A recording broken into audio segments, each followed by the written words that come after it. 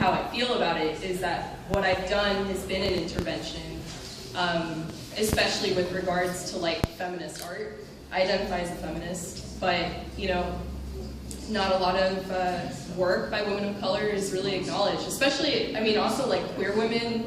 I think queer women of color, like, we're kind of unicorns in many ways. We're like... Go to a museum. Go to a museum and, yeah, I know, right? And ask where are the women and where are the colored artists. Yeah. Go directly to the director of the museum and say that, because I did that in Puerto Rico. Yeah. They told me in Bayamón there's one room with 7 female artists. I took the train and I went into that museum. Yeah. And I told the director of that museum, thank you. Because in the entire island, you only have 7 women in one room. I went to the biggest museums that are the tourist attraction. No representation. And that's so Puerto Rico. It's sad. Yeah. So if we don't change it and take the power back, we come from an ancestry of image makers. Think about that. Think about the people that it would be illegal for you to be an image maker. At one time, the church did that and said, no images. You draw an image, we'll cut your head off, or we will punish you. Those are the ancestors where we have this talent to use symbols to express. There were symbols and sound before there was language.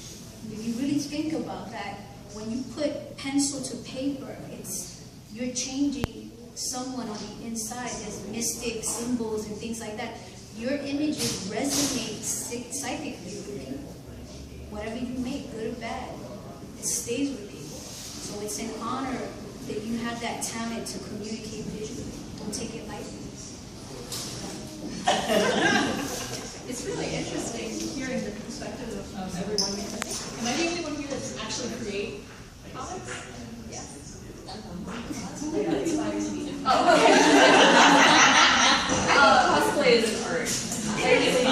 It is. It's just interesting hearing the perspectives of people who actually create comics, because as someone who doesn't, I just write about them.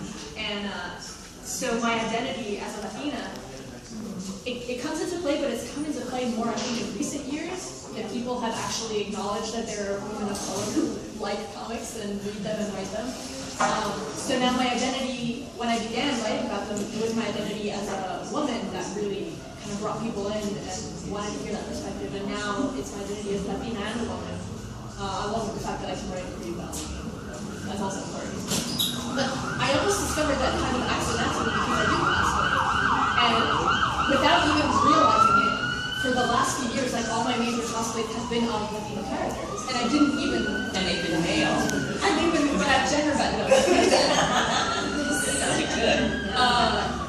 But I didn't even kind of connect it in my brain until I sat down and thought recently when I put all these pictures together for like a collage that they had all been Latino characters. And I was like, oh, that's kind of interesting that I did that without even thinking about it. And I realized that people who connect with these images, like you were saying, people who connect with these representations, and it's important for people to see that these characters do exist, and that people can dress up like them, and that they can be mainstream characters in Marvel and DC. It's just really interesting that kind of those shared experiences, but in different ways as a consumer and a creator. Ends up like this. I mean, it's for a kid. You know, I couldn't give you the statistics on comics per se, but it's like meant for adult comics, in terms of how many main characters are Latino. But if you look at kids' books, it's 3%. Yeah. Of color, not just of Latino. Like that's how many main characters this year were 3% of all kids' books. That's pathetic. That's current. That's, you know, that hasn't changed. They do the survey every year. Every year it's the same crap. And you know, we don't all identify as Dora the Explorer. Like there has to be another character out there. Like, you know, and then there's, you know what I'm saying? And then there's like, you know, some little kid is like, you know, okay, put the book back on the shelf, you know, because wait, I can be a sidekick. Okay, like really? Yeah, like Michele Rodriguez got a lot of slack for a comment she said. She said, stop appropriating white people's comics, but it's create your own mythology. There you go. They don't teach. I teach my students mythology. I teach them culture. I teach them. Your teacher's not going to teach you like me. So if you have an access to touch people with information, facilitate their access, and really have kids look back at their history, because if you don't know where you come from, you have no direction where you're going. You have no sense of identity.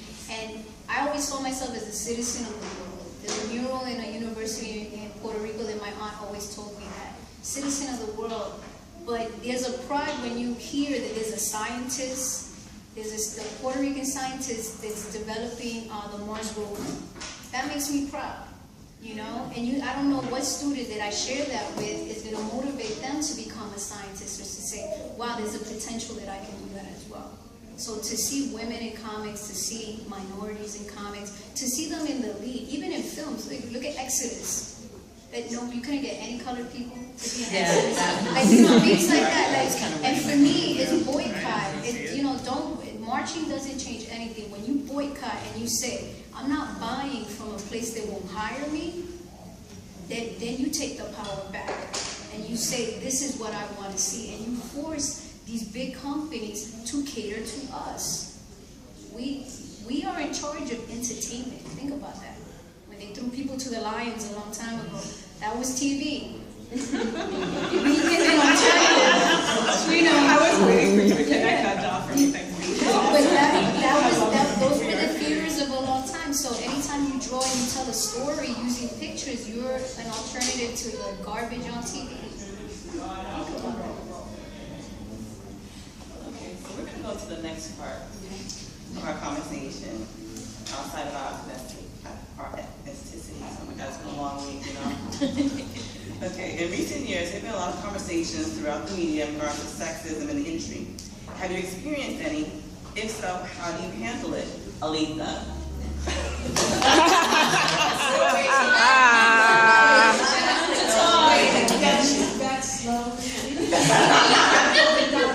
Goes under the chair. I can't answer that question. Yes, you can. Yes, you can. Can you do it diplomatically? Yes or no? Well, it has nothing. Should we give you a little I come from a slightly different perspective, and I don't really.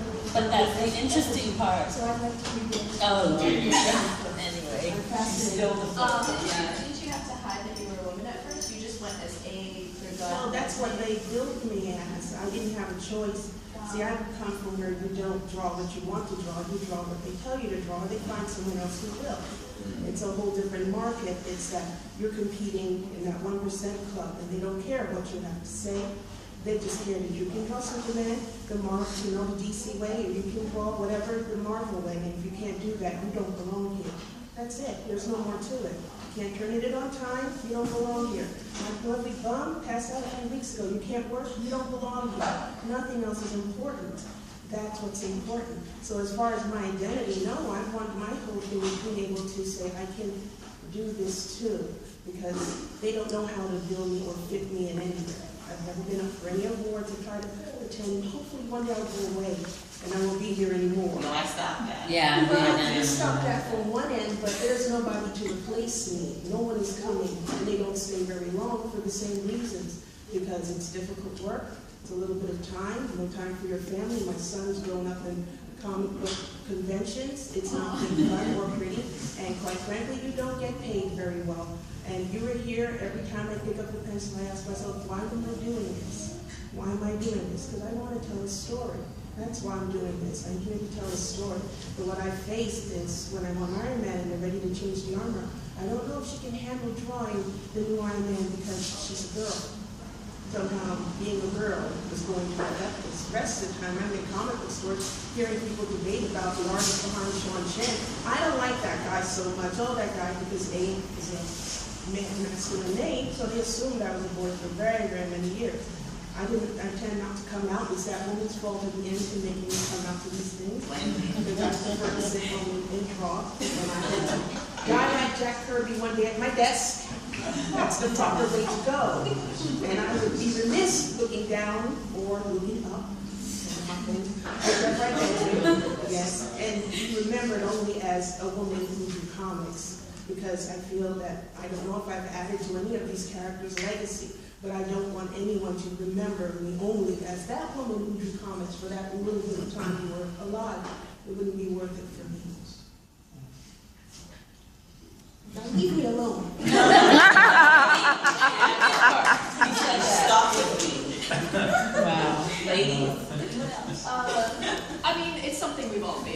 sure we all have tons of stories. I've got a million I can tell you. One of the most recent ones, just as an example of just writing, but I can't even imagine being a creator in comics. I can't even put myself in those shoes. But just writing about comics. At Comics.tumblr, I try to put the female perspective in everything that we write or push out to some degree.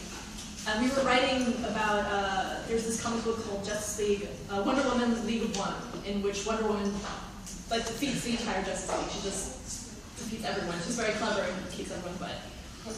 And we posted panels, we reblogged panels, and we put some commentary, and we said, hey, this is cool, you should read this, Wonder Woman's great.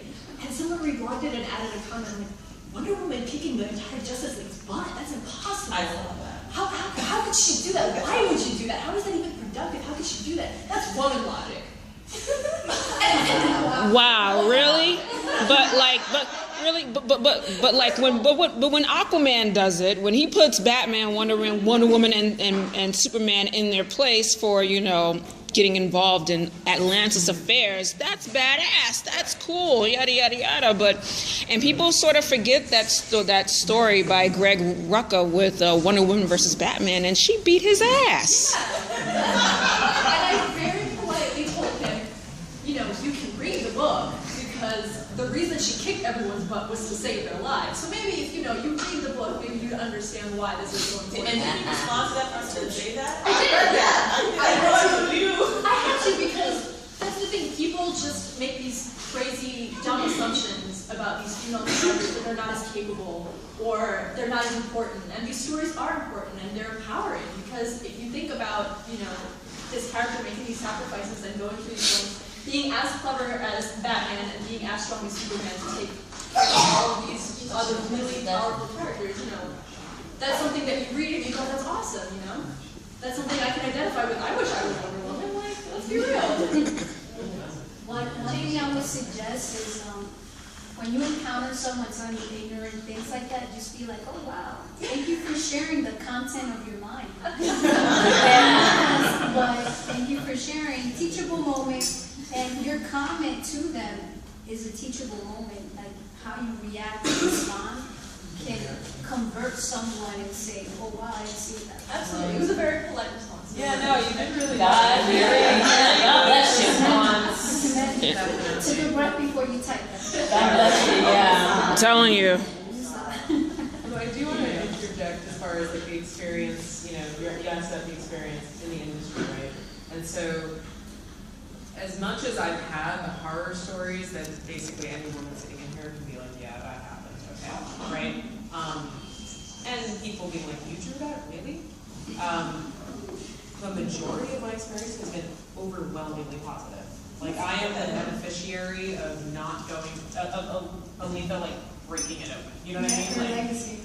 I have had a group of really supportive guys. Like, the majority of my drink and draw people are all men, and they've all been nothing but, yes, get yourself out there, let us help you do it. Oh, I'm going to show up to your events, And having amazing feminist guys in the industry is awesome.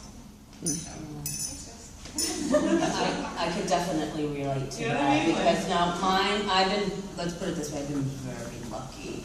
But it's only till recently, for some strange reason, that I've been noticing, oh, you inked that? You inked that? Really? Really? It's like, yeah, I did. And I'm pretty hot-headed, so God bless you. Yeah, thank you for your comment. Bye-bye.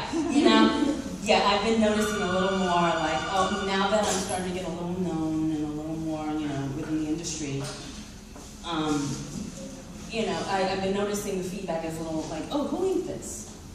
Oh, you? And I'm like, yeah, me.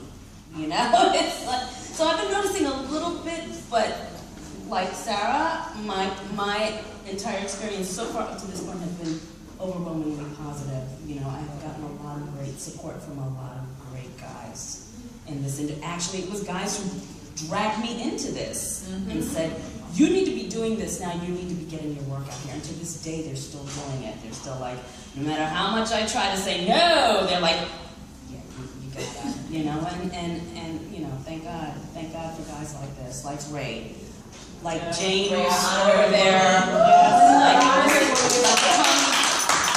like the Ponmiata Pilates, like all these other guys that have just said, you should be doing this, you should be doing this, and dragging me to conventions and so, I have been looking, but I have heard many horrid stories about the ignorance and misogyny that's involved.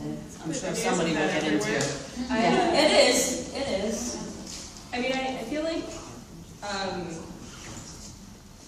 the work that I do is for girls. I think I went in with that very intention, and I think people still kind of just have this like narrow idea of comics. At least people who aren't really into comics, they all like assume that it's like the superhero thing, which I totally respect. There's no way I can draw any of that shit. So I commend all of you if you can. I just have a different drawing style. But I think what was really frustrating is I did have a friend who had like a hookup to this like independent comics press, but yeah, it was run by entirely men, and she was like, no, it's cool. I've like sold comics for them at Comic Con. They're really chill. And I was trying to like figure out like, okay, she thinks that they're chill. Okay, I can do this. So they were, I guess they liked her a lot. She wasn't involved in comics. I think she just knew one of the guys from like, her building or something. So she was like, yeah, I can totally vouch for them. It's fine. So I was like, okay. So then I brought some of my zines, and I brought my laptop so I could just show them like a slideshow of things that I've done, so that we could talk about like publishing one of my comics in an anthology. So I go to Manhattan, and I go up to this office, and there's like 3 guys there, and this dude opens the door. This dude's gotta be like maybe almost 3 times my age. And the first thing that he says to me is, "You don't look anything like your Facebook picture." And I'm just like, so I was like, surprised? And then I just like, anyway, so that was the first thing that he says, and then I walk in there and I sit down and I'm like, okay, here are my things. And he's like, yeah, I don't know, you might have to like redraw it. And I'm like, I know it's not clean, but like clean isn't really my thing. Like this just isn't what I do. And then one of the guys like did try and stick up for me, and he's like, oh, well, I totally get what you're doing. You do more of like the alt comics sort of thing. You probably are less of like, he's like, you don't really go to Comic Con that much, do you? And I was like, no, I'm kind of more of an SPX sort of first, like small press expo. I'm all about self-publishing. I think that it's a really powerful thing in that you don't really have to ask permission to people who have money. Although, I don't know, self-publishing can get really expensive, but I'm actually lucky to have a really wonderful community of people who support self-publishing. But anyway, so I go in there and I realize these dudes are definitely more Comic-Con and I'm definitely more like DIY. But, a couple of the dudes just kind of took it as like a testament of like my talent, and kind of just like questioned whether, anyone would read my stories because they were drawn in like a weird way. And it was frustrating actually, because that wasn't even like the issue that came up the most. What came up the most was whether I looked like myself in my pictures. This dude brought it up like 3 times. And I was kind of like, well, last I checked, this wasn't an OkCupid date. Did you say that? Yeah, I did say that. And I was like waiting for this. Because I turned everything into a punchline, because I was like, I'm sorry, I'm a bad date. And it was just really gross to me. At the time, I think I was like 22. I never went to Comic-Con because I had lots of friends who went to school with me and who did cosplay, and they always come back with these like awful experiences. Although my little sister did a really great thing. She's like really into like Lolita fashion, and she went with like just wielding a giant like fake knife. I don't know what character she was playing, but she was just like holding this giant knife. And like dudes were asking to like take pictures with her, so she took all these like cute pictures, and she's just like holding the knife to their like chest like this. She's like, because she was telling me that they were just trying to be really grabby with her, and I was like, God damn, like can't catch a break. But The good thing is that I think that's why I kind of like sought more of a community in self-publishing, because there isn't really a prototype to which like every artist has to conform to. I feel like it's a little more flexible, and also I just like I have utmost respect for everyone who like puts their stuff out there. I just kind of hate that like the litmus for everyone, the litmus test to be like an actual like real cartoonist just kind of looks very, everyone has this idea of what like legitimate cartooning looks like, and I think, you know, part of that has to do with like Here. how, Here, but maybe not like so much in Europe or all comics, right? Oh yeah, I mean in alt comics there is kind of an aesthetic. Yeah. I think that there is a dominant aesthetic. Or Are like you a talking certain about the type of- actual female form in mainstream? I'm talking about like comics, the or- look of like Okay. how someone draws, Okay. even like the style. There's a dominant type of style, and I think people are definitely changing that today. Like I see a lot of changes with that, which is really refreshing. I fucking love the internet, I have to say. Because you know what, like if something like this happened to me and I didn't have the community that I have in self-publishing, and if I didn't have the community I have on the internet, full of like really awesome women who support comics, then like I might have gone in, or I might have left that office that day, like talking to those guys. I might have left and been like, I don't want to do this ever again in my life. You know, I might have felt really down about myself. But I don't know. Do you want to say something? That's like two types. Well, when I had first graduated from college in 2008, I got it was a one shot. They were trying to break into comics, you know, and they needed a colorist. And this was back in Tampa, Florida, and it was 2 engineers, so they had lots of money, and then some guy who drew the comics. And they were all really nice guys. And so when I went in, I showed them my portfolio. I'm like, okay, I went to college for this. I know about, you know, how to get in a little bit. I have contacts with a few editors from different publishing or whatever, and we can, you know, I can help you guys out with this. And they're like, no, we just want you to color. So like anytime they're like, man, you can't find anyone to publish. And I'm like, well, did you try this company that I told you? They take small stories, and they're like, no, we'll have another guy. And, you know, they kept telling me, no, some other guy.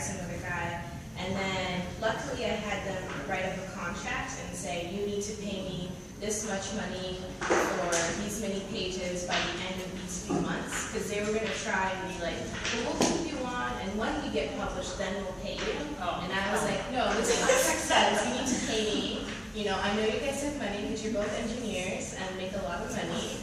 And I mean, like, that's the only part where they got upset with me, when I was like putting my foot down, like, no, I need to get paid, and I'm a professional, I went to college for this.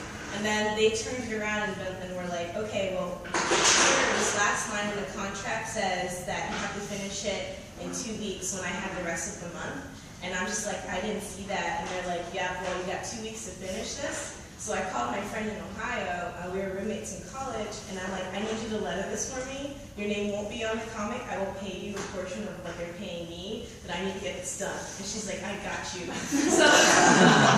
So me and my friend, so like I finished coloring, she did all the lettering, you know, and she's like, hey, I'm totally fine with my name not on it because those guys are whatever. I turned it in, and they're like, all right, see you, we'll call you if we get published. And I check up on them every now and then. The artist figured out that they were not so good, so he left them. And then the 2 writer dudes, I don't know, they're just lingering, doing whatever they want. But I'm just like, that's so sad that just because I was young and a woman. You got your money though. I got my money. I got my money. So, but then after that experience, I'm like, I'm not gonna try and break in. I'm just gonna do my thing. And if someone from higher up sees it and they're like, oh, well, this could be published, then I'll go that route. But I would rather make it my own way. Because like I grew up with Faith Erin Hicks. I was reading Demonology 101 when I was in high school. You know, and like a bunch of the other female comic artists that are popular now, I was reading them for a long time. And And that's kind of how they did it too. They did their webcomics, they did send their portfolios and stuff. Usually it's like they met someone who helped them in. So I'm like, I'll just do that. Because I'm also kind of a private hermity character. Like, I don't think you guys heard from me all last year. You know? And then this, well, you did because you messaged me on Facebook. You know, but then this year, you know, I get an email. They're like, hey, can you draw the flyer for it? Can you draw like a lady this year? And I'm like, I didn't even know you guys knew I was around. And they're like, yeah, sure. So now on Tumblr next week, you guys will see the flyer. I did that. Awesome. You know, yeah, so it's just kind of like, forget the guys, I'm going to do my own thing. You know? That's amazing. So we're gonna pop up one more question, and we're gonna take it to the audience. So, in terms of the profession, as well as what we read, why is it important to diversify comics? Whether it be in the industry, whether it be in the actual text. So, at least I'm just going to talk about, as a consumer of comics, the characters, which is something that we've already kind of touched on. But, so everyone can kind of identify with Superman, right? A little bit. He's like the good guy, always the good guy. Except kind of recently, but we're not going to talk about that. But he's like the goody two-shoes that always does the right thing. He has a really strong moral core, and everyone strives to be a little bit like Superman.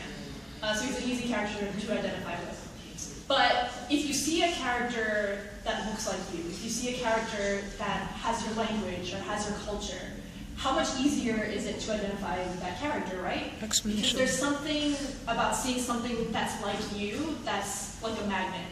So seeing Superman, you can identify with him, and that's great. But it's really important to have characters that represent the rainbow spectrum of people that there is. Because everyone doesn't look like Superman. No one looks like Superman. Except Henry Cavill. But it's important. It's important to me. It's always important to me to sort of pick up a Marvel book and read that Ghost Rider is a Latino guy now. Like that to me was amazing. Like, oh, he says Spanish words. Like Blue Beetle is Latino. He says Spanish words. He comes from a family that's like my family.